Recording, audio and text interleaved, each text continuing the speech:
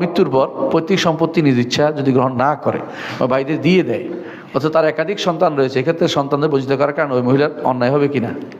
অন্যায় হবে না, অন্যায় হবে না। আপনার সম্পত্তি আপনি যা ইচ্ছা তা করতে পারেন, 100% আপনার ক্ষমতা আছে।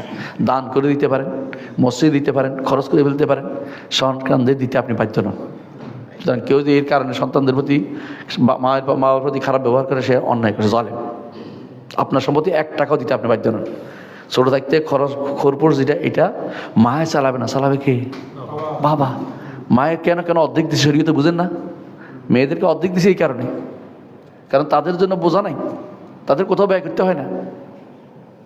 সম্পদ থাকলে তিনি যদি দান করেন, দয়া আলহামদুলিল্লাহ সন্তান দিচ্ছে, না দিলে ছোট বাচ্চাদের তিনি দিতে পারবেন, যে তার কেউ না থাকলে তখন দিবেন, বাবা না থাকলে সে মায় দিবে। কিন্তু বড় হয়ে গেলে মা 1 টাকা দিতেও বাধ্য নন, দান করতে তিনি বাধ্য নন। বাবাও 1 টাকা দিতে বাধ্য নন, শুধু মা নয়। আপনার বাবা যদি আপনাকে একটা সম্পত্তিও না দেয়, বাড়িঘরও না দেয়, কিছু বলতে পারবেন না। জালেম হলে আল্লাহর কাছে হবেন যদি দান করে দেন, আর যদি কোনো একজনকে না দিয়ে 8 জনকে দেন, তাহলে জালেম হবেন।